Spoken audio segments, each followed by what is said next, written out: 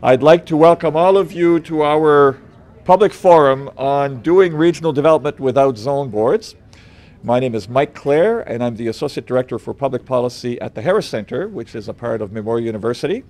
And I'd like to welcome those of you who are here with me at the Marystown Hotel in Marystown on the Burin Peninsula, as well as those who are watching the webcast. So welcome to everybody. Those of you who have been following the state of regional development in this province will have heard that the funding for the 19 regional economic development boards was eliminated in the last federal and provincial budgets. These 19 organizations were essential to regional development, especially in rural areas.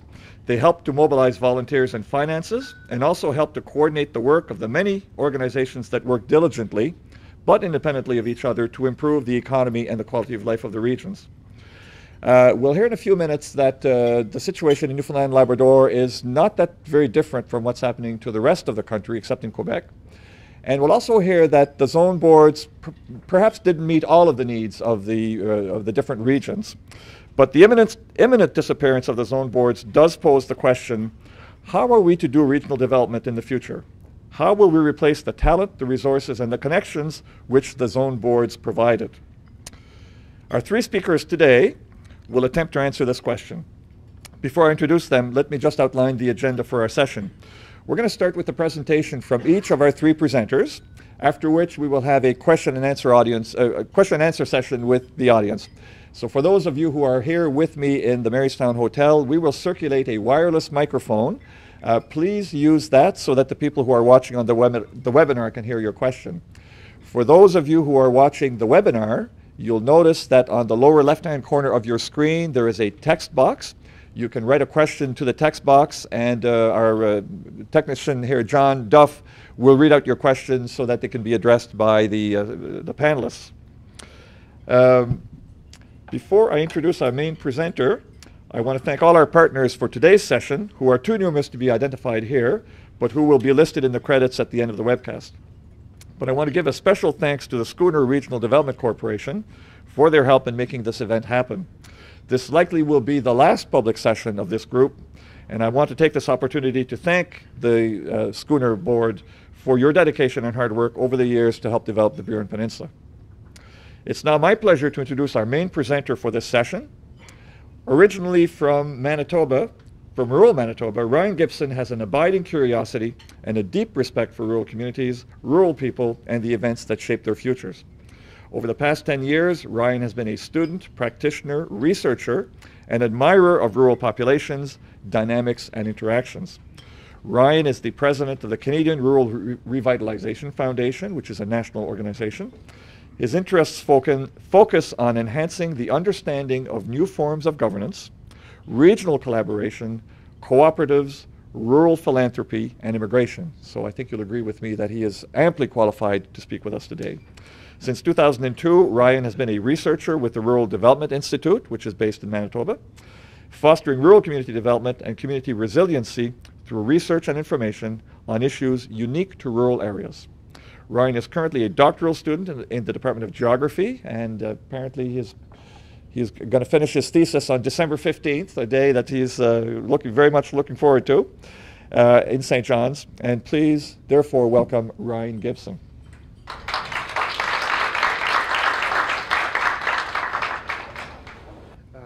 Thank you, Mike, for that introduction. It's great to be back in the Burin Peninsula. I haven't been out for a few years. Back in 2009, 2010, I did some work with the Regional Council in this region, looking at some of the challenges and the opportunities around multi-community collaboration. So it's great to see some familiar faces and to be back out in this neck of the woods. This afternoon, I've got... Oh, there we go. The question that I was asked to address is there life beyond the zone boards? And so over the next few moments, I want to explore some of the conditions that come around this question, particularly starting with a bit of a context, as Mike said, around what's happening elsewhere in Canada around regional development at the local level, particularly around economic development, and then wanting to provide kind of three points, kind of food for thought, kind of quite appropriate as everyone is finishing their lunches here in the hotel, as we look at life beyond the zone boards. As Mike said, and as you've probably surmised, I am not from here. I'm from rural Manitoba. I grew up in small communities surrounded by the agricultural industry, and then worked for a number of years at the Rural Development Institute. And it was through the Rural Development Institute that I actually first came to Newfoundland. My first visit was in early 2000, and I came to St. John's to a community economic development conference. And it was at this conference that I was actually introduced to the regional economic development boards and the work that their mandate and the work and the activities that they were doing.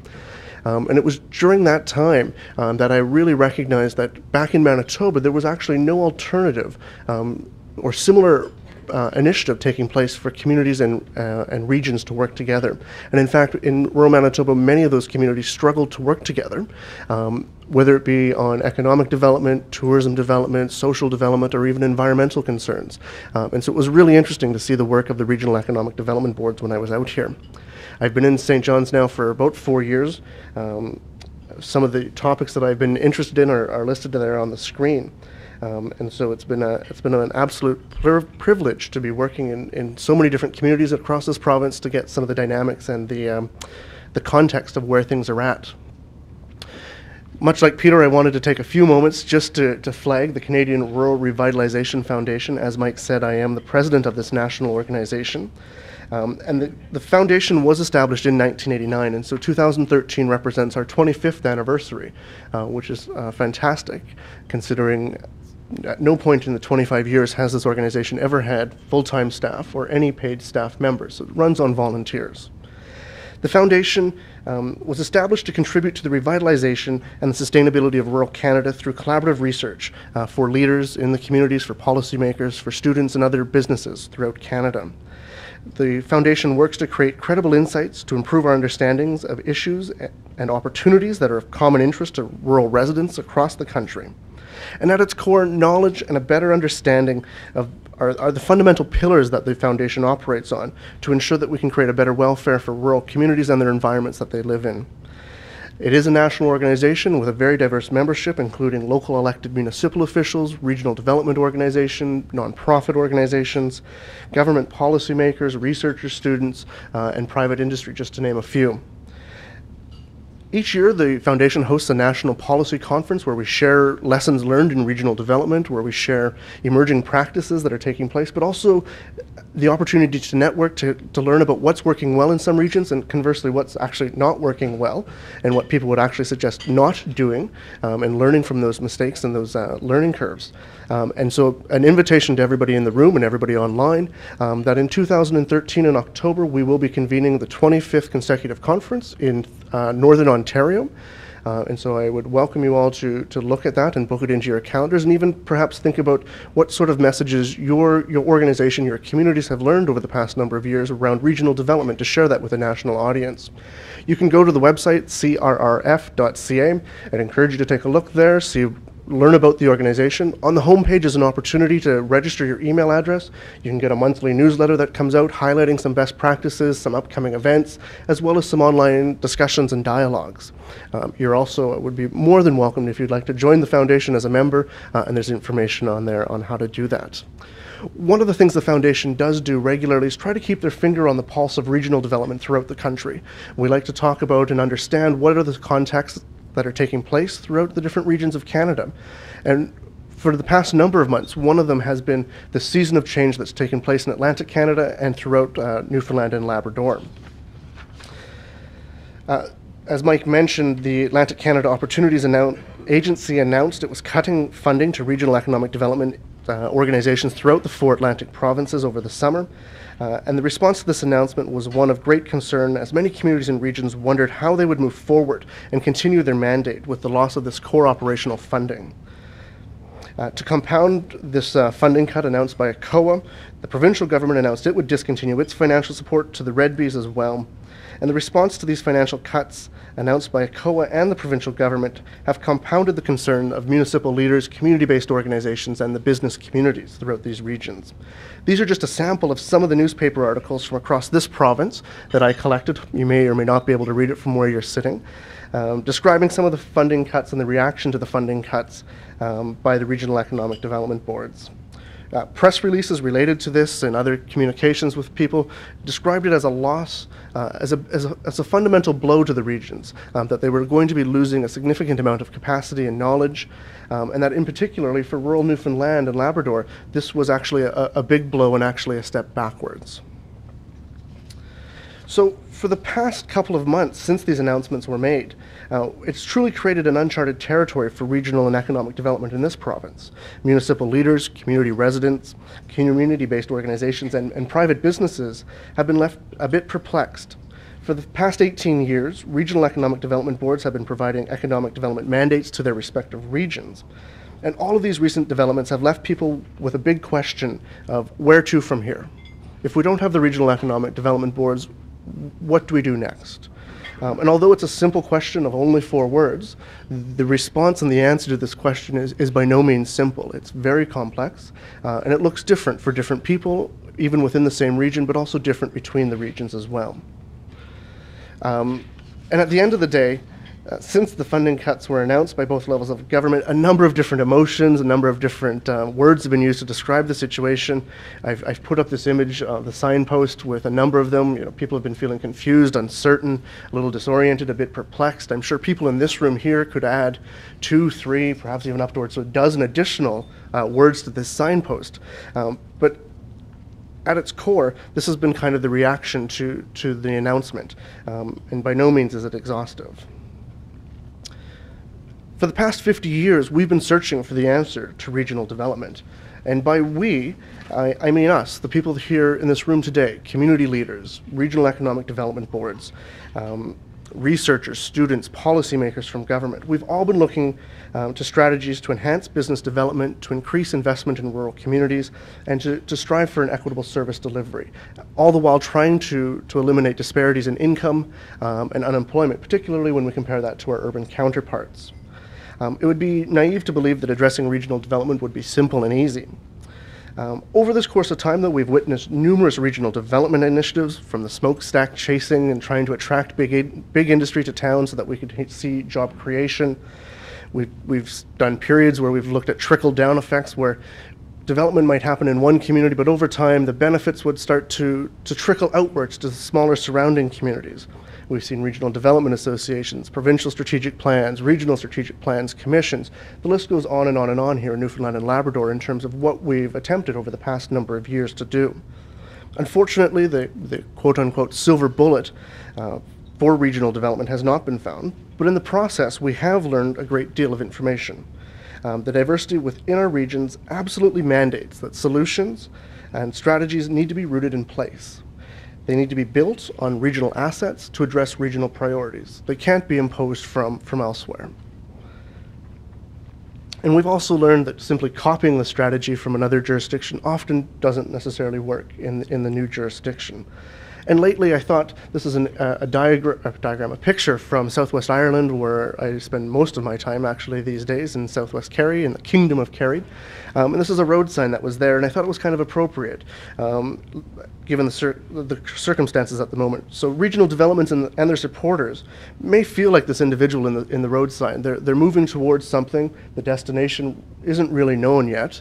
But at the same time, the future kind of can be represented here by this oncoming car. It's coming towards communities, it's coming towards regions, but at the moment there's not a cohesive strategy for how to move forward in regional development, given the current situation. And so I thought this diagram was quite an appropriate metaphor for the situation that we have at the moment. But across the country, as Mike alluded to a few moments ago, Newfoundland and Labrador, as we struggle to figure out what's happening in regional development, the picture across the country is really quite similar. Most provinces are not that different from us. Governments in British Columbia, Alberta, and in Ontario have very limited regional economic development strategies at the local level. You see provinces like Manitoba, New Brunswick, Nova Scotia, and Prince Edward Island, where the provincial governments are actually tightening the financial contributions to regional development boards, to community development corporations. And similar to Newfoundland and Labrador, the province of Saskatchewan recently announced it would eliminate funding to the regional economic development authorities in that jurisdiction. So as you can see on the map, we have one very large jurisdiction that isn't following this trend, and that's in the province of Quebec. For the past 20 plus years, the province of Quebec has employed the Regional Municipal Council model, or MRC, for regional development. This model focuses on establishing a regional elected forum for decision-making for regional priorities. Given that each region is able to set their own priorities, each of the regional municipal councils looks very, very different in the province of Quebec. The responsibilities of these regional councils includes land use planning, waste management, police and fire protection, but also developing services to support business development, business expansion, and promoting the region for a place to do business in general.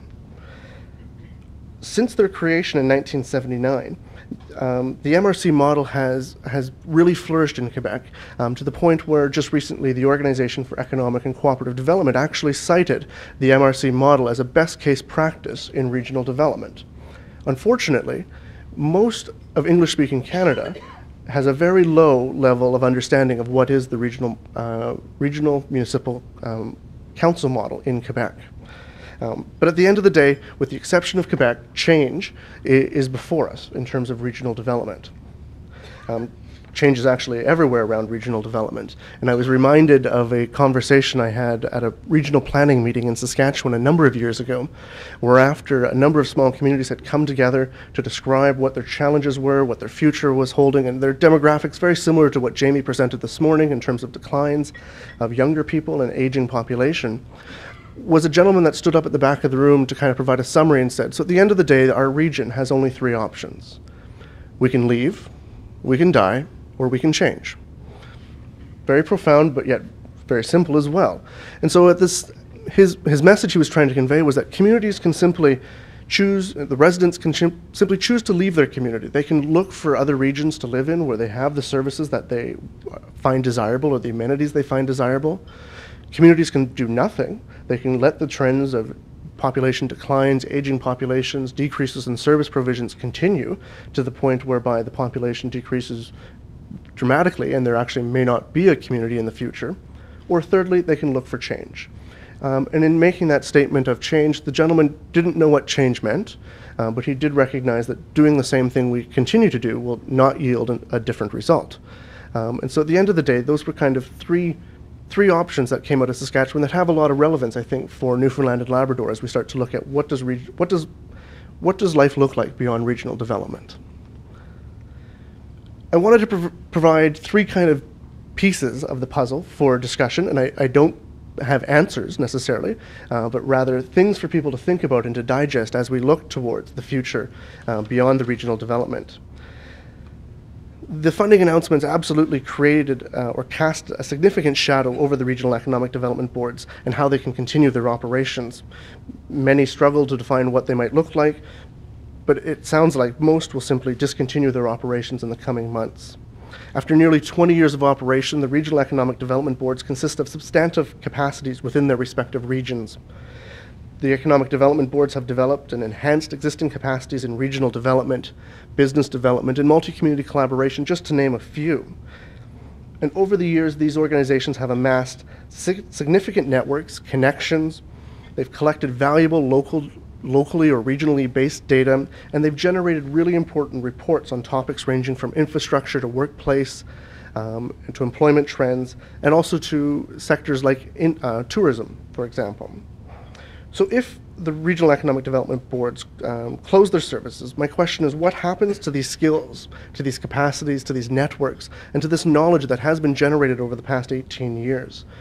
And my suggestion would be to challenge people to think about how can we devise strategies to capture the legacies of these organizations so that we don't lose these skills, the capacities, the knowledge, and the networks. It would be truly unfortunate at the end of the day, after the regional economic development boards cease to exist, that we simply lose that legacy of 18 years. And at its core, we need to do something to capture this fairly soon. This isn't something we can sit around and wait to do.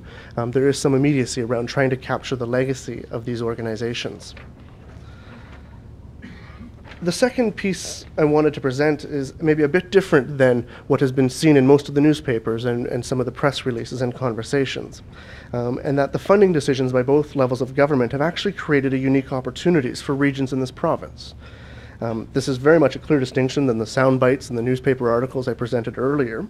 And in presenting it maybe as an option, I'm by no means trying to diminish the role that regional economic development boards have played throughout the province, their value and the outputs that they've generated. But at the moment, regions have the opportunity to define their future in the absence of a comprehensive strategy from government. Communities have the opportunity to engage in dialogue about what they want their future regional development strategies to look like. They have the ability to advocate government for different strategies that are maybe more place-based and complement regional priorities and regional assets. So if we think about it, communities could design a new regional strategy for this region, but what would it look like? What activities would these new strategies might undertake? What changes would people that live in the region like to see in the next 5, the next 10, 15, or even 20 years? Make no mistake, envisioning a future that is different is by no means an easy undertaking by any stretch of the imagination. But at the moment, this is actually the opportunity that lays in front of our communities and our regions, essentially a key aspect of how to move forward from the regional economic development boards. And as we start to think about moving forward with something maybe different, I thought this was an appropriate statement that often we have really creative ideas, innovative ways of thinking, or we've heard about strategies that have been employed in other jurisdictions that we might like to look at. But often we have to find a way to escape the reality of what we used to do. What we used to do might have been appropriate for the conditions that were there, but as we heard this morning, the demographic profile in this region is changing.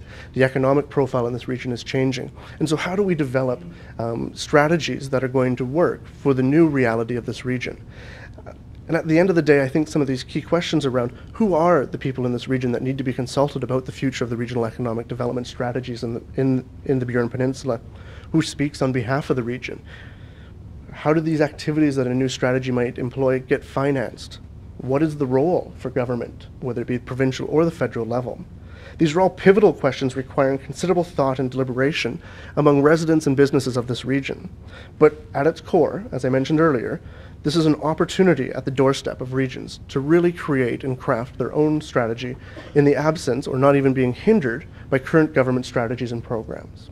Essentially, there's a plain piece of white paper in front of communities that communities can start to devise their own strategy. And the third one I wanted to add for discussion is around sources of funding. The recent funding announcements from both the feds and the provincial government have really reiterated the dependence of government funding for regional development strategies. When funding is available, times are good. We see lots of programs, we see some challenges inherent in it, but we see lots of activities. However, in times of austerity measures or in times of changing political priorities, the reliance or the dependence on government funding absolutely creates a liability, and we're seeing that today. There are additional ways that there are additional avenues for financing that regions can utilize, and I want to present two of them with you this afternoon. As sites of natural resource extraction and harvesting, rural regions can create substantial wealth. Unfortunately, much of this wealth exits the region with the natural resource. So whether it be timber, whether it be mining, whether it be fish or forestry, often the wealth that's generated through those industries leaves with the products when they depart our regions. Communities across the country have recognized the paradox of this situation. Natural resource extraction taking place in rural regions and royalties from these resources heading to urban centers of government. Communities in northeastern British Columbia have tried to address this paradox, and since 1993, communities in the Peace River District have negotiated what is referred to as the Fair Share Agreement. The Fair Share Agreement is a multi-year contract that reallocates royalties that are collected from natural resources to the region where the natural resources were collected. A very different strategy. The Fair Share Agreement is absolutely important in maintaining and expanding the local infrastructure and in service delivery to the region. So to give you a bit of an example of what this really means for communities, this town of Chetwynd, which is very similar in size to Marystown, annually receives $1.6 million in royalty reallocation from the natural gas and the oil developments in that region. Now, as we heard, natural gas and oil development royalties tend to be higher than maybe other industries. But every year, the town of Chetwynd is receiving $1.6 million that they can then invest in infrastructure and regional development strategies. Another example is the community of Hudson's Hope. It's just under 1,000 people that live in this community in northeastern British Columbia. Annually, they're receiving over $500,000 through the royalty reallocation program. So this is one option that could be used for an alternative source of funding. The second alternative source of funding I would encourage regions to explore is to capitalize on the wealth that's already in the region through philanthropy. Philanthropy is the desire to promote the welfare of others, and it's typically expressed through the donation of money to a cause. Philanthropy, through such vehicles as community foundations, provide an opportunity for the collection and the investment of money for regional gains at the end of the day. So money that's collected by a community foundation, the money that is invested, they collect money, they invest that money, the actual money they collect and invest is never spent, and they only spend the interest generated from that investment. And that deciding on how to spend that interest is done by a board of directors that is community-based. It's not dictated by government, but rather it addresses local priorities and local concerns. Philanthropy has been used to facilitate social and regional development throughout Canada and the United States. And particularly in Western Canada, we see a more prolific use of philanthropy for regional development and social development. But to give you just a quick example, there are communities in Western Canada and in the mid-United States where the interest generated from the investments that community foundations have exceeds the municipal budget. So in some communities, small communities, rural communities, your municipal budget might have maybe $200,000 to $500,000. Community foundations every year are receiving interest that exceeds $500,000, which that interest then is turned around and used and invested in regional strategies, regional priorities that are based on dialogues within the region.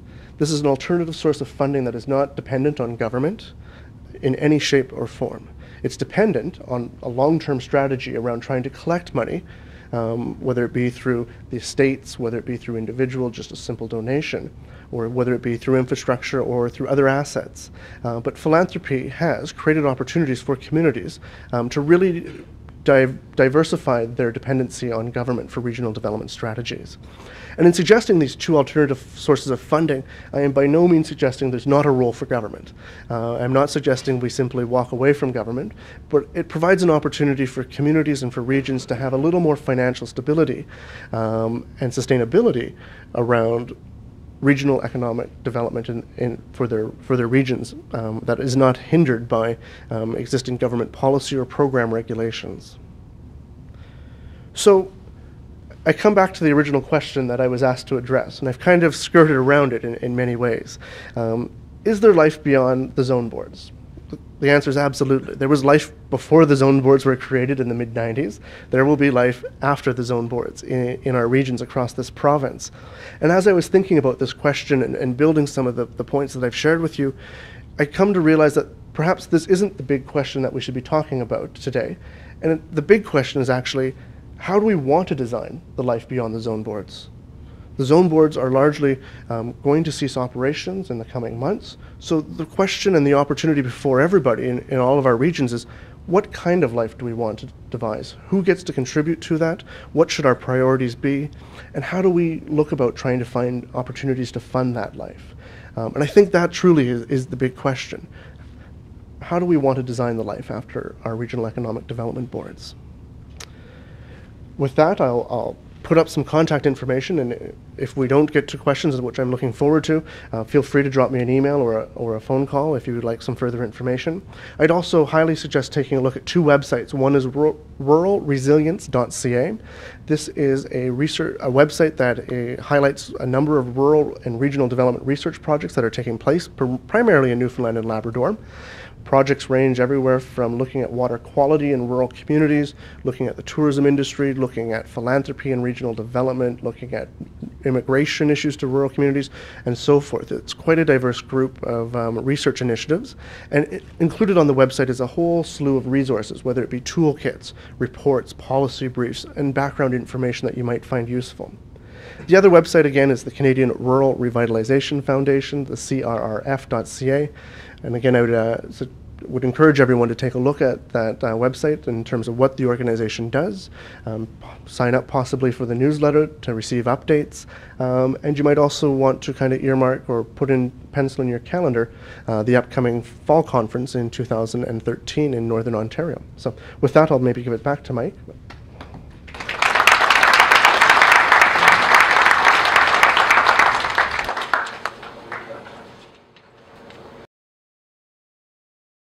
Thank you very much, Ryan, for setting the stage for our discussion. Excellent start. I'd also like to add a point to the third point that you mentioned, which is look for alternative sources of funding.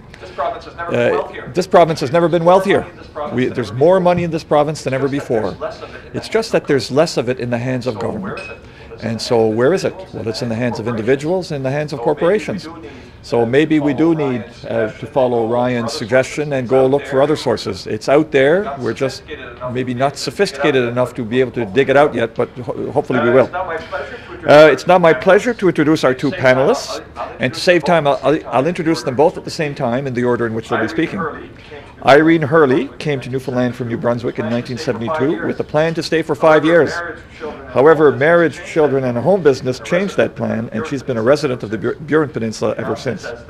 She now sits as the chair of the Heritage Run Tourism Association and the Burin Peninsula Arts Council.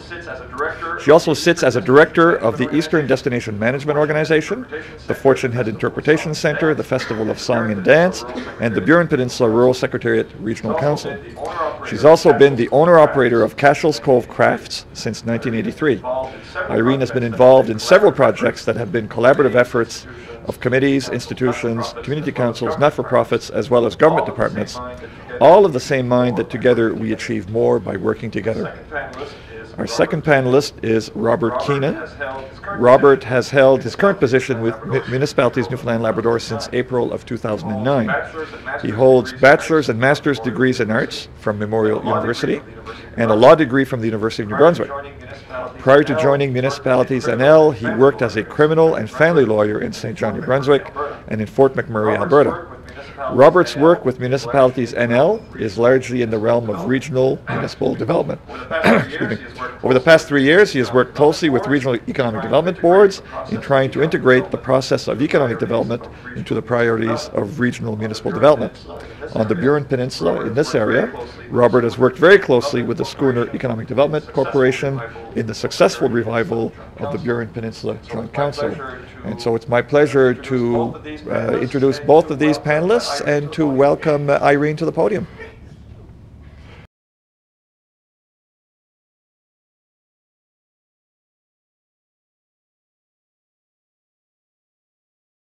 Thanks for this, and I appreciate what you've positioned that I've been able to ask to participate, and realize that you can have all these taglines behind your name, and you really are a master of none of them. Most of those roles are volunteer basis. Ryan's title is quite catchy. When I thought about the lead-in for the Eastern Destination region that is written up on their website, Life Began in the East. That was written up by Andrew Hiscock, our development officer, our tourism development officer. And then I came back from a meeting last night in Fortune Head, and I said, well, there's where life exploded, up on the cliffs and by the Fortune Ecological Reserve. And the tagline that Heritage Run has often introduced to the visitor was saying, come stay a spell with the resilient folks of Route 210. And those terms are all terms that have been repeatedly used by some of the speakers today. Resiliency, I think, is the key word that I picked up on during Ryan's presentation. And you ask us if there's life after red boards. Well, of course there's life after red boards. As long as we have that resiliency in us as a population, we're going to see some type of continuity continue. I'm looking at it from 2 points of view when we're speaking about tourism sector. And there are two perspectives. There are two answers, both of them very similar. Is there life after zone boards? The first answer is yes, and the second answer is yes, but. If we have a look at the small picture, which Burin Peninsula level,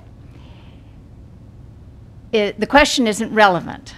And to most of you, maybe you do understand that tourism has never been a recognized official industry on red board activity down here. It's never been written into regional economic development planning as a singular industry.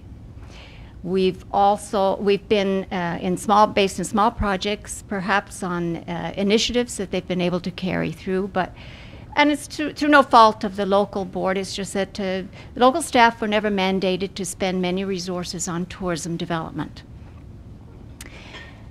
I think their claim to really assist the region in that industry has been in the ability to offer services for proposal writing, and that there could be a little deficit there.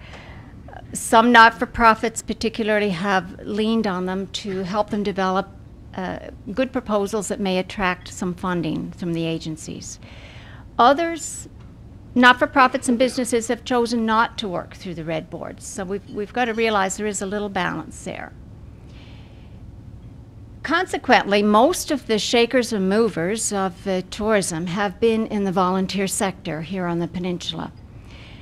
And some of it's come under the umbrella of the Heritage Run Tourism Association. A lot of it is through partnerships with other groups and individuals that in their communities or their town councils where they have tourism committees. Some of it is with the, the clusters of projects that development associations have carried through, that we've all managed to work quite nicely together and pull through with tourism development. Now, I'm not saying it's been perfect, because at the same time, we've had our struggles as associations. It wasn't until I sat on the Eastern Destination Management Organization Board that I became fully aware of the extent of what the red boards, I'm calling them red boards, do in other parts of the province. And to tell you the truth, I was in envy. I thought, oh my God, if we'd only had the resources with the manpower we've got on the ground, with the structures we've got, to have fallen through. But then I was listening a little more closely, and some of the levels of work, the scope of the work that the red boards did in other subregions were not too different than what Heritage Run has been able to fulfill on the Burin Peninsula. If I look at,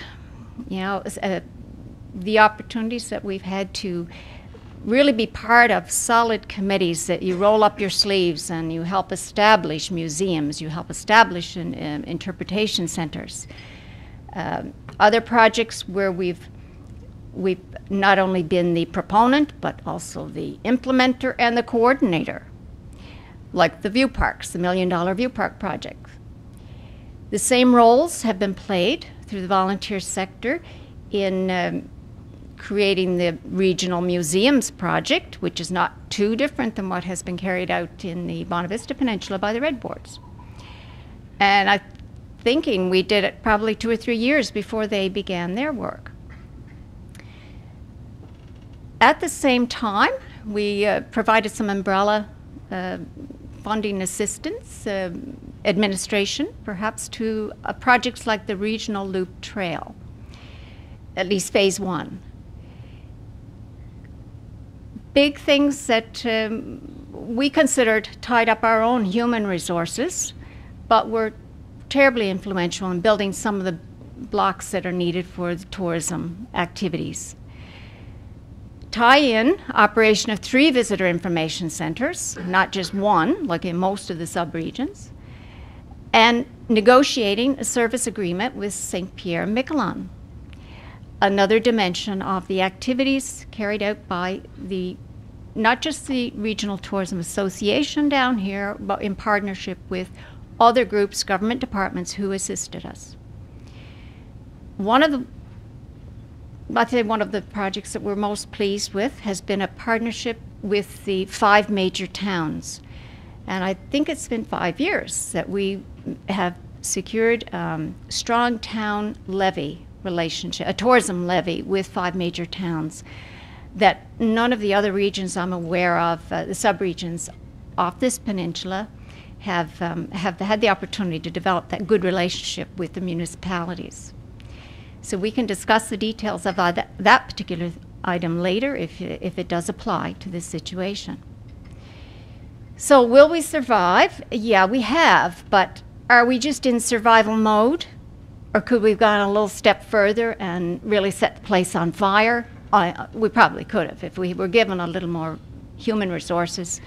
Because at the same time, all those volunteer bodies that went together to build the tourism blocks, on the other hand, they were fighting for self-sustainability, some method of keeping their organizations afloat, for having someone in their office juggling all the opportunities that we could have had. If we go to the yes but answer, we're going to zoom out a little more and look at the entire eastern region. And there is an evolutionary thing happen already, which I think is going to work. The Department of Tourism, Culture and Recreation is going to base a model of destination management to our regions. And the 5th model was just put in place to serve the eastern region. And that, again, is a big district from Bonavista Peninsula to Burin Peninsula and the rural parts of the Avalon has come under the umbrella of the Eastern Destination. I'm calling it EDMO. We're going to get a short, cute term after it identifies its persona and goes through a label. But it, to me, and this is my word, so I don't want to ruffle feathers, it to me is a decentralization of the Department of Tourism, which is amazingly going to do well for the rural areas. It's time that we did have a little bit more delivery of how the network of development needs to take place on an even basis around all our subregions. And that's the promise that came through.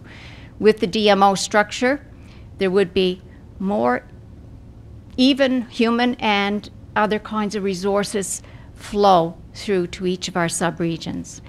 So we're excited about it. Both on an eastern region level, and also on a basis of the volunteer groups that have been working on the ground.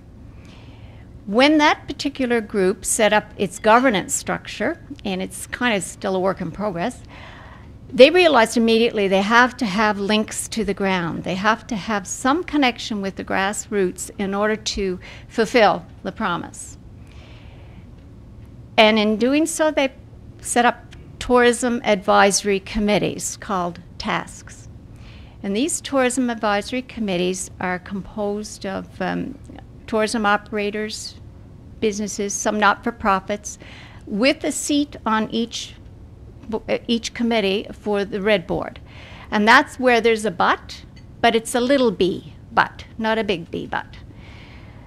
The structure will remain in place with tourism advisory committees at each sub-level, but that group is going to have to rethink how the resources that the red boards could have provided in terms of administration and probably other types of resources like the setting up meetings and having a place to hold meetings has now been pulled. And we're okay down here on the Burin Peninsula. I'm coming back to the little picture in. But when I sat around the table and I saw the fallout that happened in the other subregions where they have become dependent upon the red boards for delivering tourism to their areas, it was kind of sad. Because at the same time, over that 18-20-year period, they've let the threads of their governance structures, of their regional tourism associations, fall by the wayside. There are probably volunteer sectors that are still active for certain committees and certain projects, but definitely the governance structure isn't there. There's one other group that's fairly strong besides the Heritage Run, and that's the Irish Loop. They have retained quite a bit of their regional tourism association structures. So they kind of have a recovery mode that they can go to. The other 3 regions, will say, kind of have no backup plan, and they're kind of in a struggle. It's sad to see, because some of those organizations were fairly strong, but there is a trade-off.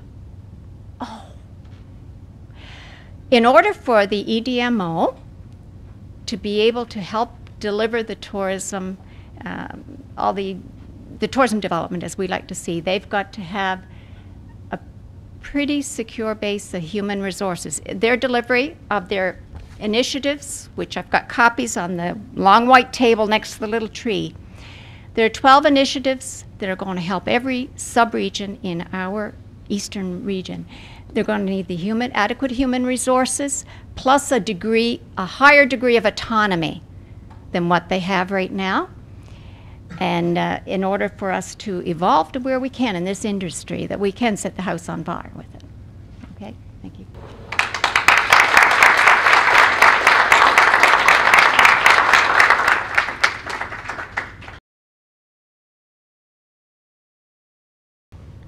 Before we get started, I just want to put a few caveats out there.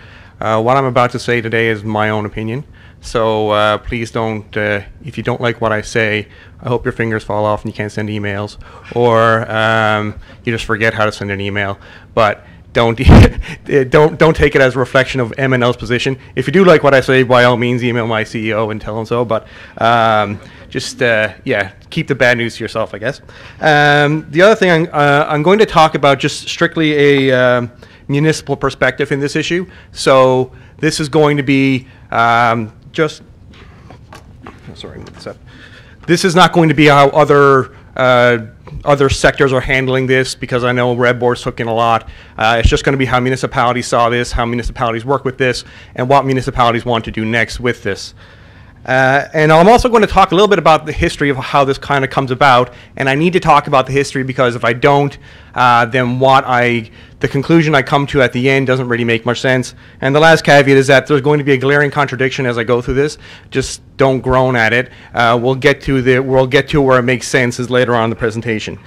So I'm going to be a bit different, or maybe the evil person in the room here today. I'm not going to, it would be really disingenuous of me to get up and say that I was a big, huge supporter of Red Boards, and that I thought that they were the best thing that happened for regional economic development in Newfoundland and Labrador. I thought there was a lot of problems with how the Red Boards worked, particularly from a municipal perspective, and I'll get into that now as we go. So just keep that in mind as we go through it. One thing to keep in mind is that zone boards were, or NELREDA, the parent organization of zone boards, they were one of the most important partners for MNL. We partnered with them on a lot of projects over a lot of years, and we did a lot of, I guess, good work together. We tried to do good work together, so they were very important to us. And NELREDA was based in our building, so we had we deal with them on a daily basis. They were always around. So it wasn't that we had a bad relationship with zone boards. It was actually the exact opposite. I view zone boards as something that came about, as a different perspective that the government seemed to have since the end of the amalgamation effort of the early 1990s. And what I found at that point was that they started focusing on creating organizations at the local level that were divorced from local government, so they weren't dependent on local government for them to operate. And in this case, zone boards was one of those bodies that they created. And so with Red Boards, municipalities were just one partner, and sometimes they weren't even a major partner amongst a whole bunch of partners that existed. If you look at the Emerald Zone, we had a workshop out there a little while ago. The Emerald Zone has, I think, 11 or 12 seats on their board. Only 2 are devoted to municipal governments. So it wasn't as if the municipal presence on a lot of these zone boards was significant. And just another example of another approach in this, and creating an organization that works on a local level. It is not accountable to municipal governments in any way, and that would be a rural secretariat. But what I wanted to show here, and this is the municipal participation in zone boards, or in regional undertakings. The first one is joint councils. They're obviously the most popular. And then the second is zone boards, and about 52% of municipalities participated in the zone board. What you'll note is, you go through here, for small municipalities, only 46% participated in the zone board. Joint councils were still the most popular. You go down again, regional economic development boards are second most popular in medium municipalities, which are municipalities between 1 and 4,000 residents. Joint councils are again the most popular. But if you look at the next one, you see zone boards are the most popular amongst the bigger municipalities, municipalities of 4,000 or more residents. And what we found with the zone boards is that there was this definite effort to attract the bigger municipalities to the board. They would devote at least a seat to the biggest municipalities within their board, or 2 seats, depending if they had a bunch of bigger municipalities on their board. And what it did is it ended up marginalizing the smaller municipalities, or not making them feel welcome to the center.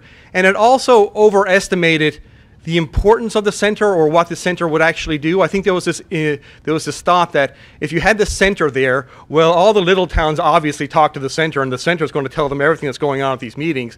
Well, that actually doesn't happen.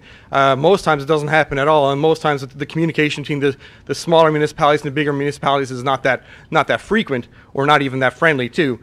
So this was an issue that was a problem for us, because the smaller municipalities, they knew they had weak capacity, and they knew they had all these things. But what the issue is that they wanted to be included. They at least wanted to put their ideas on the table. They at least wanted to participate, and they found that they were being frozen out. And it was a problem. And I remember talking to Ellen Pico a little while ago, and she said in a lot of the ICSPs for the Burin Peninsula, a lot of the municipalities, in small municipalities, said they wanted to hire an economic development officer, and she was saying, why do they want to do that? And I wanted to say, well, it's because they're not included in the board, and they feel left out, and they want to be part of it, and that's what came up to it, is they felt alienated from a lot of small municipalities, and they felt alienated from the red boards. Now, the one thing I will note actually is that red boards did try to get better with this over the last few years, but by that time the writing was on the wall that the end was coming. And what happened with the red boards, or what we see was a problem at the municipal level, is that it tried to be an umbrella organization. It tried to be this organization that took in everything. And it just didn't have the ability to properly do that. It didn't have enough funding, for one thing, and everyone knows that. But then when it took on too much, it had too many roles and too many responsibilities. And then it had little capacity to perform that role. So it could never meet everyone's expectations because of that. And then biggest thing, and this changed at the end, but it was a bit too late as well, is that it could not implement the plan. So you have all these people, you have all these ideas coming together, and you're applying for funding, but then at the end of the day, you had to find somebody else to implement the plan. And that was a problem, and that was a challenge, and that was frustrating the municipal governments. One thing we did, I wrote up all this idea on red boards and problems with the red boards, and we developed it as a paper on regional government. And I remember we gave a copy of the paper to Robert Greenwood, Dr. Greenwood, before we released it, and he scribbled across the page as if municipalities were ever any good at economic development. And so, and actually, he's absolutely right. Municipal governments, for the most part, have been horribly weak when it comes to economic development over time. And why is this the case? Well, there's really 2 reasons. For a long time, they just weren't able to participate in it. It wasn't within their mandates. They were focused on other things that they were, more responsible for. Like I said up there, like tax collection, administration, water and sewer, just the basics ideas of running a local government. And then when they were finally granted that ability in 1999 to conduct economic development, there was no capacity transferred to municipal governments when this happened. It was just, you can now do this, but we're not going to help you any further in doing this. This is your person of contact is the red board. And this is where I get into with the what I call the imagined municipal sector. And I don't mean this in the sort of Benedict Anderson idea of imagined communities. I mean it in the falsified way of imagining something. And what it is I think I think government imagines municipal government as having more capacity than it does, and that it could actually do things, but it actually can't because it just doesn't have that capacity. But I don't think the province or other organizations or even residents, to an extent, they imagine that the municipal government is much stronger, much more effective and powerful than it is. But when you look at this, almost a third of all towns don't have a full-time staff member. If you go at the small towns here, or over 75% either have 1 or 2 employees. So you're not having a lot of human resources capacity at the local level that are able to do work for this sort of stuff, and particularly work in economic development when you have all these other responsibilities. This is the scary one of all. Over 60% of all municipal workers make less than $30,000 a year. So you're not attracting hugely educated, well-motivated people to come work there. You're usually getting people who may have a typist degree or diploma from some community college or something, and that's good. They're good people, they're hard workers, but they're not the, they don't have the background needed to move municipal government into the future. They just have the ability to maintain the status quo. And 75% of all councillors make $2,000 or less a year. So you have the leaders in the community who are trying to engage in economic development is based strictly on volunteerism, and that's frustrating, or not strictly on volunteerism, but largely on volunteerism, and that's frustrating and it's difficult, and it's not a recipe for success. And then when you consider everything that a municipal government has to do, and you look at the previous slide, or you put the two together, you begin to realize, ooh, there's really not a whole lot to go around here. The municipal government does have a lot of responsibilities that it has to take care of, and it's doing it on very much a shoestring. And they don't even have the capacity to hire more staff. If you look at the combined assess, so this is how municipality would get its budget every year based on the property values, and look at the small town numbers, they're absolutely atrocious. Almost 90% have less than $50 million a year as an assessed base, and a lot of those are like 10, 12, 13 million, so 50 million is even shooting high. So the ability to go out and attract new labor and new resources and whatever to come and work economic development doesn't exist, and so that is why they've been weak at economic development for so long. But, and here's where I'm going to contradict myself, when we want life after red bees, we think municipal government should be in charge of this. We think municipal government should be taking the lead when it comes to economic development. We are a defined structure. We are accountable. We're accountable to the electorate. Connection with residents. People feel so much community pride in Newfoundland. It's scary. We collect taxes. We do have those automatic connections to the 2 other orders of government in Canada. We are relatively independent. Now, we do have a lot of things we have to account to the province, but for the most part, we operate independently. And we are somewhat self-sufficient, meaning that we do collect taxes, so we do have our own source of revenue. So that is why I think it's a better format, it's a better body to advocate going forward with economic development than, say, an organization created by a COA and the provincial government and chopping the province up into different regions. With that said, everything has to be done regionally. If we don't, there's no point in Parker's Cove hiring an EDO and going about and creating an economic development plan and pushing forward with it. It's too small. It knows it needs to think regionally. So we think it has to be, there has to be a regional municipal organization of some form that puts these things through, and that would be the better umbrella, because that would capture a lot more in a more effective way if we had the regional municipalities together. Sort of like the MRCs that Ryan was talking about. I would love if we had something like that in Newfoundland and Labrador. I think it could be really effective. So there's no need for any other new structures to exist in some ways. We have a lot of joint councils in the province. Burin Peninsula has just recently revived their joint council. Perhaps we can put the joint councils in the Municipalities Act and give them some authority. They're not in the Act right now. They kind of operate outside of everything. So that's a possibility that we could pursue that would give us that joint municipal structure to put everything together. And just to clear up my contradiction, this can't be done unless we receive a huge amount of funding. There's no point in giving us the same funding that was given to Red Boards. That was not enough funding and it didn't work. We needed, there's new funding commitments needs to come through. We'll manage it and we'll put forward the ideas, but the thing is, we can no longer go on the assumption that economic development is cheap, and even local governments in Newfoundland think economic development is cheap. In a lot of ICSPs, a lot of them have economic development, and next to it they have $0, as if it's just free and just happens without doing any work, or it's just man-hour work. It doesn't make any sense. A lot of things cost money. Economic development costs money, and it's one of those things the government is going to have to kick in the money if municipal governments are going to take it over. There's two things that we will not accept. We will fight tooth and nail if this happens. One thing is, on our plan, we do want to work with the Rural Secretariat, so I don't want to look like I'm being too much of a jerk here.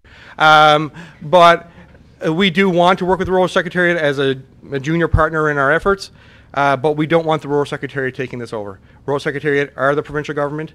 They are accountable to the provincial government. Their boss works in the Federation building. It would be the provincial government taking over local economic development, and we don't want that. And the last thing is regional service boards. They're the waste management boards that were created recently. We don't want those at all either, because they're way, way, way too big. In St. John's, St. John's has 5 seats, has a majority of seats on a regional service board that takes in all of Burin Peninsula. So it's not a good idea. It's a terrible idea for the future of local economic development, and we won't tolerate it at all. The last thing I'd say is that, because I am at the end, I think I went fast, I don't know. You know, we do see hope in this. We do think that the economic development can be the glue that brings municipal governments together, because I don't think it worked the first time around. In the current, I think it tore municipalities apart. So, you know, this is something, it's an opportunity we're looking forward to. It's terrible that the Red Bees had to die.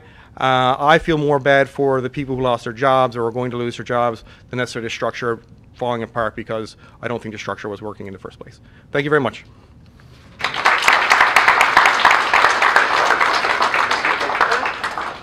Well, 3 really stimulating and I'd say provocative presentations. And by provocative, I don't mean it gets us angry, it means it gets us thinking. And that's exactly what we wanted to accomplish. So we've got about 40 minutes, 35 or 40 minutes that we can entertain comments and questions. I'm Steve Tomlin, political science. I am an institutionalist, so I think institutions matter. One of the things that might be thought about, again, there are different regions, and I've done a lot of stuff in regionalization and the fact that they work in competition sometimes.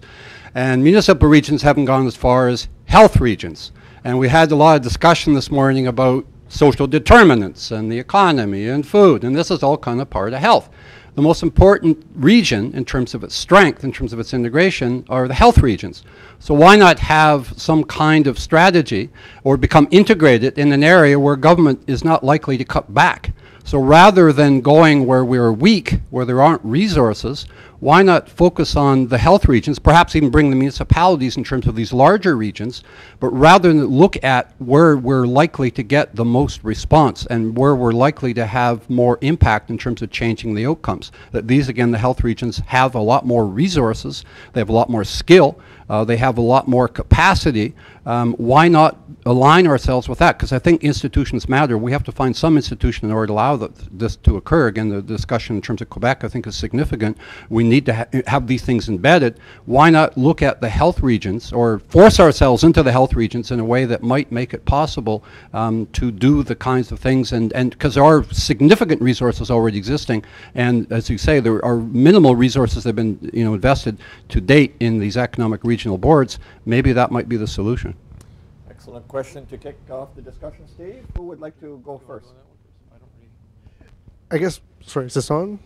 Perfect. I guess my comment is one of, I think we should be exploring a lot of opportunities, whether it be through the health regions as you just articulated, or there are other opportunities as well. But as we explore some of these, I think the key question that I would like to keep on the radar is what groups are involved, and what groups by doing these sort of new models maybe are not involved. And we heard from Irene in terms of in the Regional Economic Development Board situation, tourism maybe wasn't so engaged.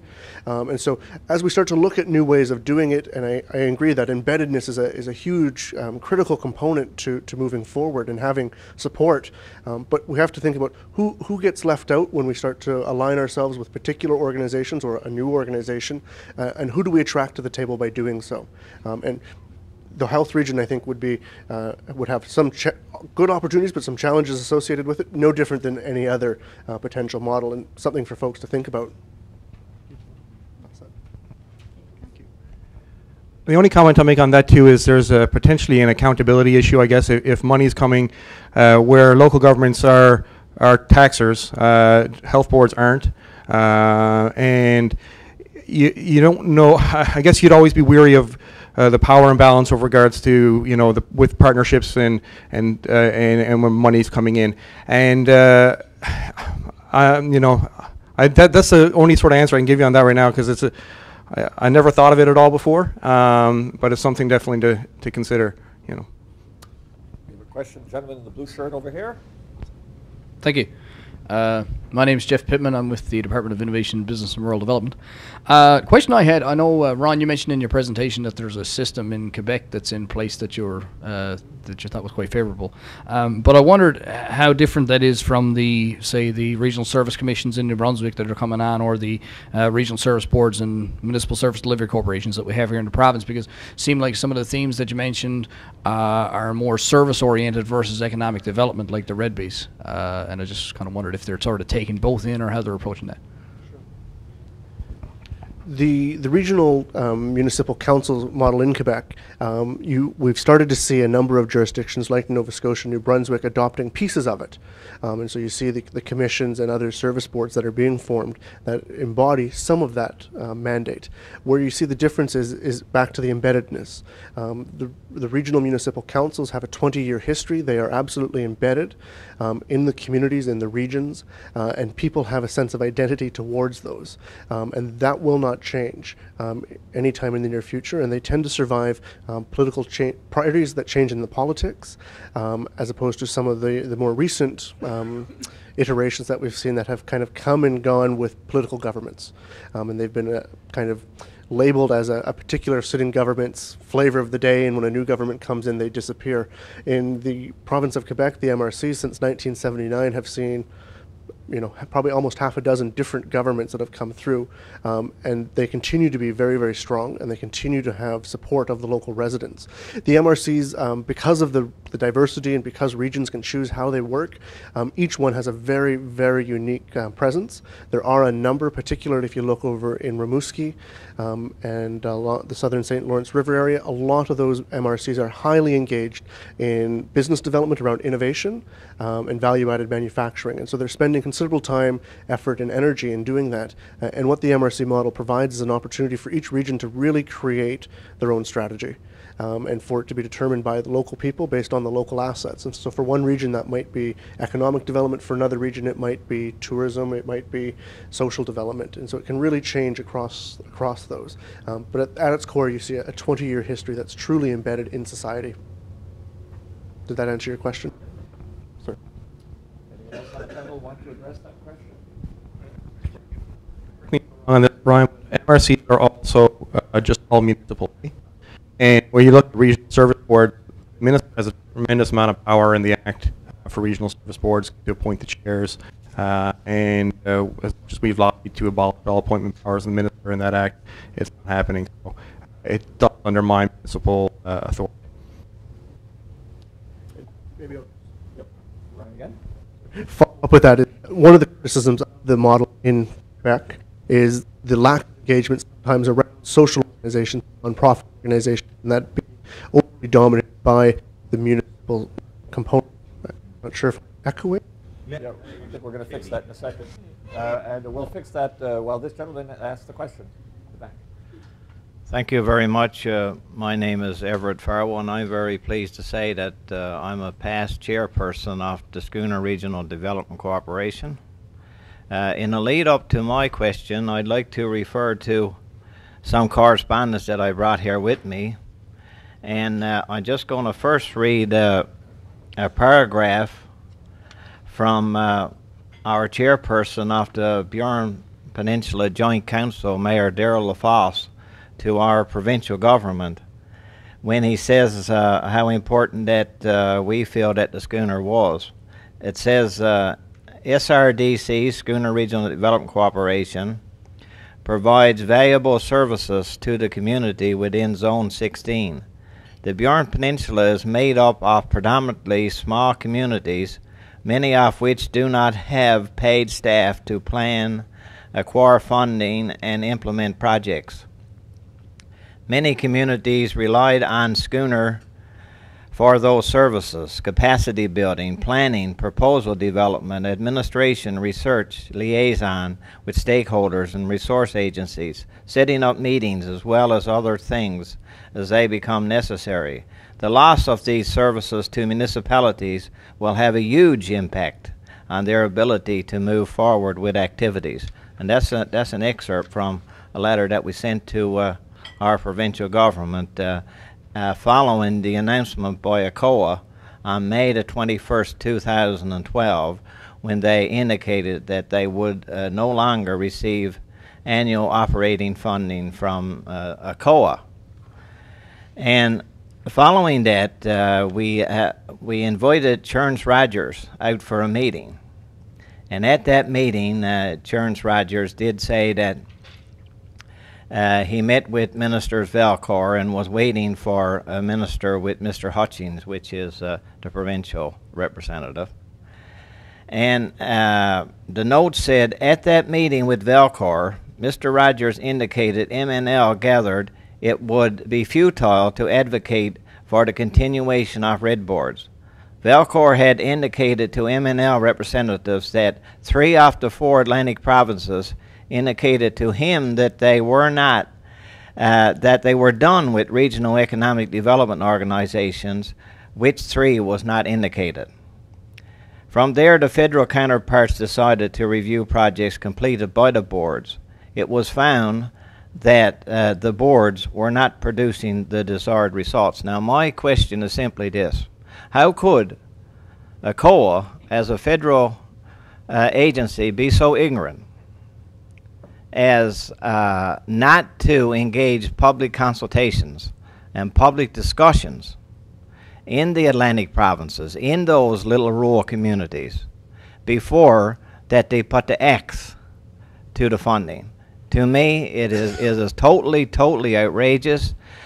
Just prior to that, we went through an extensive diagnostic review, and it was hard work that was actioned by at least our local representatives in relation to INTRD and ACOA. There were red boards who participated in that diagnostic process that never even got a chance to prove that diagnostic process would work or not work. So what I'm asking basically is it any way that the federal government and the provincial government, because they're not exactly clean in this process, because my understanding is that they did not agree then to fulfill their commitment to funding the red boards. So I'm not sure if Newfoundland and Labrador were one of those provinces that put the X, or helped put the X to this process.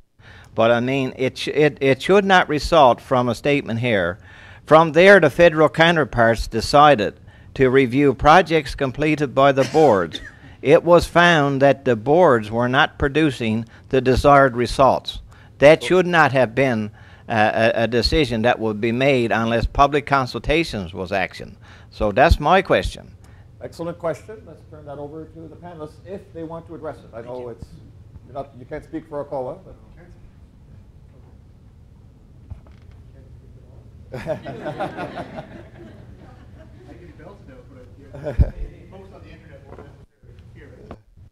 but just hang on for a second, right?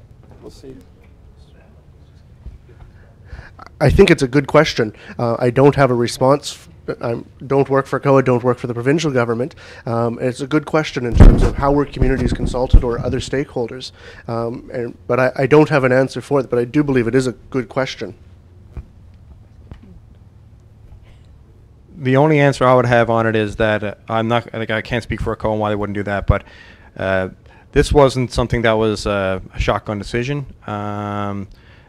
They brought in that performance management thing for red boards. They were, it was becoming clearer that that there was going to be they were going to force greater accountability, and unfortunately, I think it was hard to define success in that case. but I can't speak on why ACOA didn't do that. But I don't think this was something that was completely out of the blue for Rebbies. I know it wasn't from Nell Rita's perspective, and they're housed in our building, or were, so. An excellent question for sure. Anyone else with, yes, over here?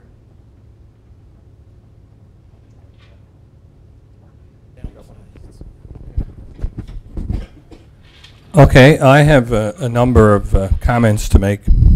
First of all, I guess that we need I'll ask you to be brief, if I may. Yeah, I'll be brief. My name is Paul Pike, by the way, and I'm the present chair of the Schooner Regional Development Corporation. I guess we all need to realize that the funding came from two levels of government. 75% of the funding came from the feds, 25% from provincials. These levels of government then dictated to the boards just what they could become involved in. Government program criteria determined just how and what we could become involved in. For example, each year we would change our focus, and that was determined by ACOA and the provincial government. This region was always pointed, and rightly so, in a lot of ways, towards industry and business development as its main sectors, and that was very apparent because of the economic development activity that was in this area. Our board was a 14-member board, 8 which were represented by municipalities. I don't think that inclusion was an issue. The involvement of communities in the joint towns is certainly very important, and that's been alluded to. And I was very much involved in the setup of that with Robert.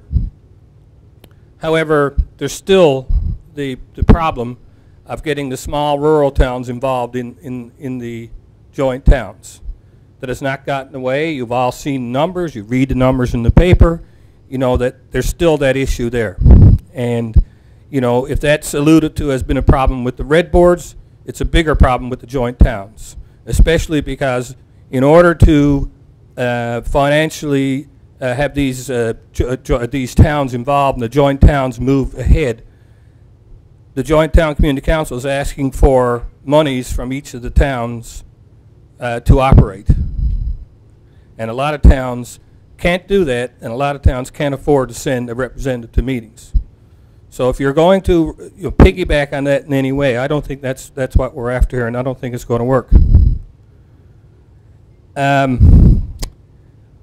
Red boards did work in some areas, however, and they did certainly play a very important role in this region. As well, you have to mention the provincial government from the point of view that the provincial government did not come in and help in any way, or did they, for once or ever or have today, recognize the volunteers of those recognized volunteers over those 20 or 18 or 20 years of operation. A lot of great work was done. You can talk to some of the mayors that are here today and some of the business people that are here today, and they will tell you that red boards were very, very engaged in their communities. Very engaged. I heard a while ago, and I just heard that, as a matter of fact, I was at a meeting last weekend, and I heard a guy say, who probably knows a little bit more than I do, that the plan is to replace red boards with 6 regional development officers for the province under the umbrella of MNL. The Bureau and Peninsula will be lost in that. I hope everybody here realizes that. That's not the answer. But I just heard that, probably rumor, everybody's speculating, but I hope that's not where we're heading. Thank you. Excellent intervention. Thank you very much for that. Turn it over to the panel. With regards to that rumor, that's completely unfounded. Never heard a word of it. Hasn't even been suggested in that way. And with regards to, and I knew when I gave up and gave the presentation that everybody was going to get down my throat because people here like the Schooner Region Board, and that's fine. I get it. You take the fire when you jump into it, but. I wasn't making any comments about the Schooner Regional Development Board in particular. I worked a lot with them. I had a great working relationship, and I enjoyed it. in general, there were problems, and these problems were noted over several years, over other reports done and looking at REBBs and seeing where they're falling short and what was happening on accountability issues. There was a lot of study done in order to improve the structure, and I guess it never got to the point that the provincial government and federal governments wanted. You know, in that case, I don't want to make it seem like I'm attacking Ellen here or attacking Lisa. You know, that wasn't the point of what I was saying. I was just basically speaking about, you know, problems that M&L has had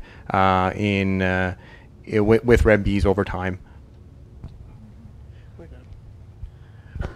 I think, though, the question about what comes next becomes really important in terms of, does the region wait for government to dictate what will happen for regional development as a replacement, or do regions come together and say, actually, this is what we would like to see? And I think that is an opportunity at the moment. Do you wait for government, or do you be more proactive in terms of saying, actually, this is how we would like to advocate? And so you don't necessarily have to fit into a box, but it comes with other challenges. We have a question. Okay. No, it's okay. Sorry, Irene wants to. All right. I have only one comment because this is a different network than that I'm used to working in. And if I look at it as Joe Citizen or Jane Citizen, in making inquiries, feeling out some of the tourism operators and some of the not-for-profits in preparation for today, I would ask them, what do you think of red boards? And you know what the question, you know what the answer was? What's a red board? The same thing holds true with Joe Public about what is rural secretariat. And, you know, they're just levels there that the average citizen hasn't got a clue what job they're performing. They think they're all levels of government that are in pretty cushiony jobs and aren't actually doing the hands-on work on the ground. And that's kind of, I'm sure it's something you're aware of, but very few in public would want to see funding come through any types of bodies like that really aren't on the ground already in their communities where people understand what the performance is. And I'll just make one rejoinder to the comment you made is, in the absence of communications from government as to next steps, rumors abound, and that's probably an unhealthy kind of situation. We have a question here on the web, and there's a gentleman at the other table who's got a question back to Steve after. Hey, we've actually got a couple of, or a comment and a couple of questions from Roxanne in Zone 4. One, she made a comment on a point that was made a few minutes ago, say that performance-based criteria was not used to determine the future funding of the REDO. The system is only in its second year, and many boards scored 80% or higher using that criteria. But a question for, one for Ryan and one for Robert specifically. For Ryan, on the fair share agreement, how is this done in that province, and how is it established? And okay, good. Yeah, we'll go that, and then we'll move to Robert's. Sure. The Fair Share Agreement was established back in 1993, and it was essentially individual municipalities that came together as a regional initiative, looking at trying to grapple with actually a very different condition, but with huge new employment, where municipalities just simply couldn't keep up with the demands for services in terms of road construction, in terms of water and sewer. And municipalities were banging on the door of the provincial government saying, something has to change. This can't continue. And what emerged from that after many years of discussions was the Fair Share Agreement. They're currently on their fourth iteration of it. And so they're usually 3 to 5 years in length. And at the end of at the conclusion of that time, they renegotiate a new Fair Share Agreement. And so it's been a long haul process. And perhaps if maybe I can send some information to the Harris Centre that they can post to a website or post or circulate to folks that provides a bit more background on it, because it is a very complex system, and it wasn't easy, from what I understand from folks in northeastern British Columbia. It took time, and it took a lot of energy, but it is actually the only region in British Columbia that has a royalty reallocation agreement. So it doesn't exist throughout the province, just in one region. And one for Robert. In regards to your comment that the future model for regional economic development must be municipal-led and funded, Wondering why are we just hearing these concerns now that municipalities are not a major player? We've had a difficult time even filling the seats due to the fact that there were not enough volunteer time to be involved in municipal government and have time to serve on the red boards. But that's not the first time. I put out a paper in 2010 about it. It's to be read there. I don't know. I only started working them since 2009, so I can only speak from that time. And we've made that complaint constantly since I've been there. So. Thanks, Robert. We have a question over here. Steve, since you asked a question, let me go to Sam first, then we'll finish off with you. Okay, Harold Murphy. I've served on Schooner Board for about 10 years. I'm presently on the Rural Secretariat, and I've been involved with the Rural Development Association since I was a teenager. So, like economic, I'll make a comment first, and then I got a couple of questions I want to ask the panelists. Like, the way I see it, economic organizations funded by government have a shelf life, and zonal boards' shelf life looks like it's up. So we have to focus on what we're going to do in the future. Before zonal boards, we had community futures and rural development associations were funded, and hopefully government will see fit to put some funding in community economic development, I'll call it, rather than just economic development, so that there's some tools in place that we can continue to work with all those organizations. I think we got to be careful with, like someone earlier referenced health boards. Like, we got to be careful with picking organizations, because organizations have to be selected based on geography and things that fits into their mandate. So I think that one there we have to be careful with. The other thing is we got to look at is when zonal boards were set up, they were supposed to be a grassroots organization. I think it said development from the ground up rather than from the top down, or the bottoms up to the top down.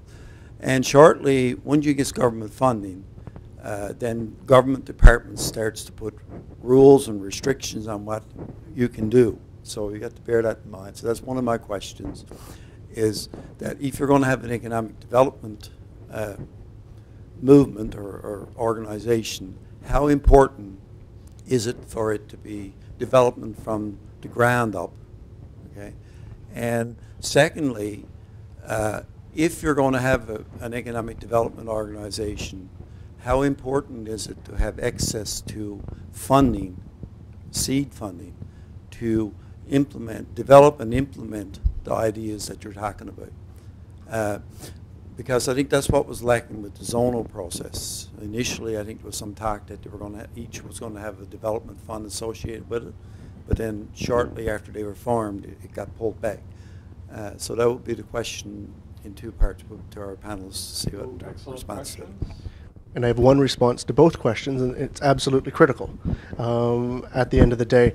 Particularly, as Irene was mentioning, people need to feel that they're involved in a process, that they are empowered by it, and that they're engaged in it. And so having that grassroots, the community up approach to it is pivotal in terms of seeing things through and achieving outcomes that people would like to see for the region. And then in terms of the seed funding and the ability for a regionally based organization to make decisions that make sense for the region. So whether it's seed money on a particular project in this region, in another region, it might be very different. But we need to empower and delegate that responsibility to the local level, to the regional level, so that appropriate decisions can be made, as simply trying to abide to rules and regulations that maybe make sense for St. John's, maybe they make sense for Corner Brook or even St. Anthony, but they don't make sense here in the Burin, perhaps. And so it's pivotal from my perspective. If anybody, I think everyone's in agreement. I think an important caveat to that is that zone boards, or whoever ends up being the grassroots organization, be allowed to make mistakes, because trial and error, in my opinion, is mostly error. Sam.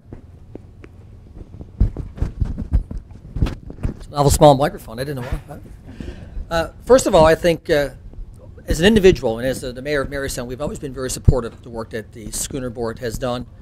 And we've partnered with Schooner Board on a number of initiatives. So we've appreciated that relationship and that working relationship with Ellen and Paul and other members of the executive as well. However, it appears that the Schooner Boards will be no more. So I don't see any sense, really, to be quite really practical about it, of dragging and screaming and kicking our feet into the future, trying to hold on to a red board scheme that's not going to work for us. I think the challenge is, I think maybe someone in one of the panelists probably alluded to it, is to really find out what the next frame will be and to get in front of that parade and try and lead it. So it's like the politician looks out the window and sees the parade going by and says, find out where the parade is going so I can lead it. And a very similar, so we need to find out where this process is going so we can lead it. And if that could be a standalone entity, it would be ideal, something unique to the Burin Peninsula with revenue sources and so on.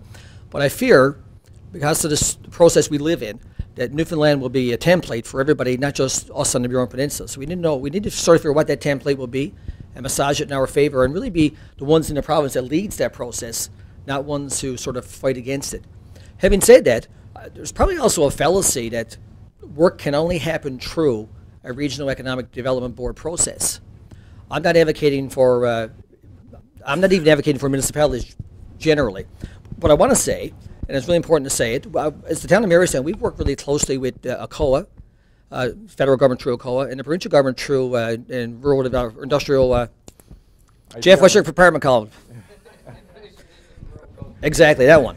And in fact, Mike, we've run multi-million-dollar projects with people like Jeff and people like Trevor Bungay and people like Jody Brushett from ACOA. We did a state-of-the-art marine industrial park, about $4 million in the ground infrastructure, green development. We're now doing another really innovative green center project, which will become eventually a residential / business boutique stores right in the middle of Marystown on a big chunk of land we own with wetlands, new sewage treatment technologies we're going to adopt. These are really cutting edge things that we've been able to do outside of a regional structure. So I think there's some danger in saying we cannot move ahead without a regional structure, because we've proven it here in Marystown. We do move ahead without a regional structure lots of times. Now, having said that, I also realize that we have the resources, the town of Marystown has the resources to put millions of dollars on the table for some projects, and we've been able to do that.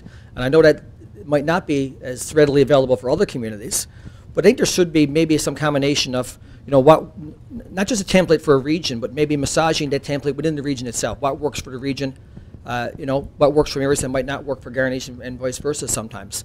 But I really appreciate the work that the schooner has done. But let's find out where it's going and get in front of that parade and really maybe be bold enough to ask where the process is going and can we be the first pilot in the province, the first pilot project to help it through its growing pains over the next number of years. Excellent suggestion. And one thing I might even add to that is that perhaps you're not massaging it, but you're creating it. You might be the leaders. You might be designing the parade route and the parade floats, and government might simply be watching and trying to join you, as you said. It may be that massaging what exists or where things are going may not work for the Burin, and you might need to just simply kind of go back to the drawing board, design the parade the way you want it, and then invite government to join you, which is a very different strategy for doing things. The only thing I can say on that right now is that we have talks ongoing with IBRD on what's next, or even a temporary measure leading into a final decision. So I don't want to divulge any more than that, but it's just the talks are ongoing about what's next. Sam, I'm reminded of a cartoon in the New Yorker where two elephants are talking to each other, and one of them says to the other, "This is the worst organized stampede I've ever attended." I think maybe it's not so much a parade as a stampede, so therefore there's no clear direction on where things are. But that's an opportunity, as the panel says, to set a direction. Steve? Wait for the mic. All right. We did have one more here. Is it short? Yep, sure. This is one for Irene. Say, Ryan mentioned other forms of funding. To date, you identified that tourism boards have only had a small role to play in economic development in municipalities. Do you see the changes in tourism funding playing a key role in economic development in the future? And what other role could tourism boards play? Okay, well, tourism board, I presume there is a tourism board in the province, so I'm not sure if that's a specific body that is the question is being asked about, but if it's tourism through regional associations, which I think is the point of view of the question, that the role can be as good as the people behind it. We have we have a smaller mandate and a cleaner mandate when you look at one particular sector, and that's tourism. Now it crosses over in health, it crosses over recreation, and it crosses over in cultural activities. So looking at each of those things, we've had good dollars come down through, like for the Newfoundland Arts Council, for instance, into our communities, for individual grant processes that festivals and events and individual artists have been able to obtain. So I think it's a matter of working with programs that are doing fabulous, sometimes at the deliverable really well at the province level. But when it comes down to building our tourism product and product development, quality assurance, and in marketing, there is a huge uneven way that part has been delivered. And those three areas particularly, I feel the Burin Peninsula has been neglected. Thank you, Irene. Steve, you asked the first question. You have I get the last one. It's about embeddedness, and I think it's a central question which we can't resolve here, but it has to be resolved, it has to be discussed. And it has to do with, is there actually a region? Are there core values? Are there core principles? Are there core objectives? Are there too many divisions? So before people construct strategies, there has to be a discussion about whether there's actually a sense of common purpose, that there is a kind of a need for a plan, that people should be going forward. If there isn't these common values, if there isn't this kind of sense that there is something that should be done, then it's probably not worth discussing strategies or putting new players or partners in place and so on. Anybody want to address that? I think essentially it's a pivotal question. Is this a region? Do people have a common identity, as you mentioned, is a huge step to be addressed, and then you build from there. If it's not, you need to look at alternatives then. It's a starting, I think, for many, have the right people, that we have the right group, have the line on the map, the right spot. If we don't, we need to go back to the drawing board. Anyone else on the panel want to address that? If I say something, I'll get in trouble.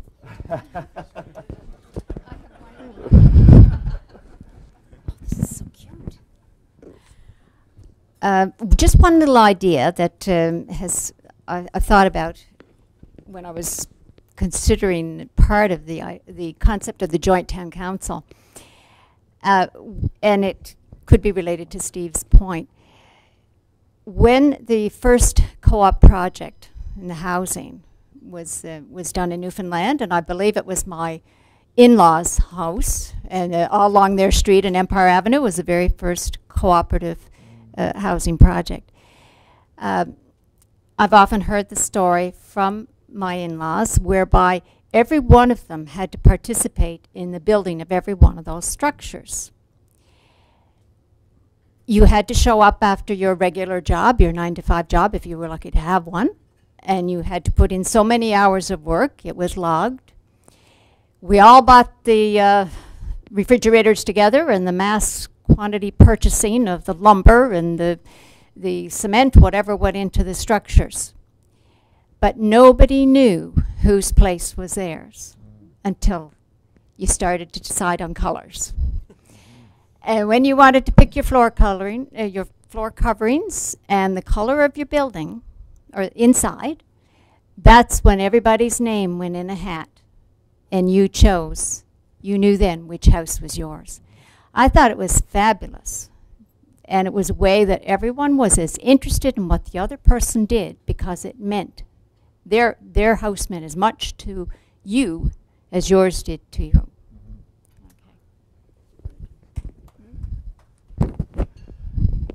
We have one more person. That'll be the final comment, unfortunately, on the web. It's a motivational comment from David Douglas at the University of Guelph. Oh, great. He says, I'm a longtime friend and advocate for Newfoundland and Labrador, and conducted considerable research through and with the Red Bees and others. And it's good to see this discussion at this time. He said, it reminds me that Newfoundland and Labrador has a strong tradition of taking charge and being self-reliant. The spirit and tradition needs to be recognized and drawn upon again. We can do it. Government needs to recognize its interest in regional development. There is a payoff, so it needs to continue to invest in this. It's time to go back to the roots of community development practice. Identify our rich assets, work together, invest in trust, draw up our own roadmap, and get on with it. Note that while the fashion in Canada is to go right and abandon regional development, the opposite is the case elsewhere. Australia is investing vigorously in regional development. The EU, in all its challenges today, will not abandon regional development. The REBBs were underfunded from the start. They did not have the financial means for economic development and were funded with about 5% of what the EU's LESA, DER, LESADER organizations have and had and have. So a good innings give the underinvestment. Now learn the lessons, do not abandon the concept of multi-community collaboration, and regroup for a locally designed and locally based regional development. Finishes off with Newfoundlanders can do it and can do it as well and better than most. Thank you. Excellent comment, David Douglas. Thank you very much from Guelph. Well, this has been a fantastic session, and what I particularly liked about it is that nobody held back. I think you said what was on your mind, and it was a fascinating discussion. It needs to go on. Hopefully it will go on in many different formats than what we are doing here today. So thank you, all of you who asked questions and made comments. I want to thank all of our sponsors who made this event happen, and in particular the Schooner Economic Development Corporation. Thank you very much, and again, thank all the volunteers and the staff members over the years who've helped to make development happen in this area.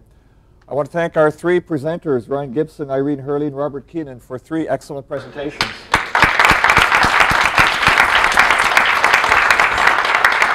And I want to thank all of you, for the audience, both here in the Marystown Hotel and watching on the internet, for taking part in this very stimulating discussion and for your interest in public policy.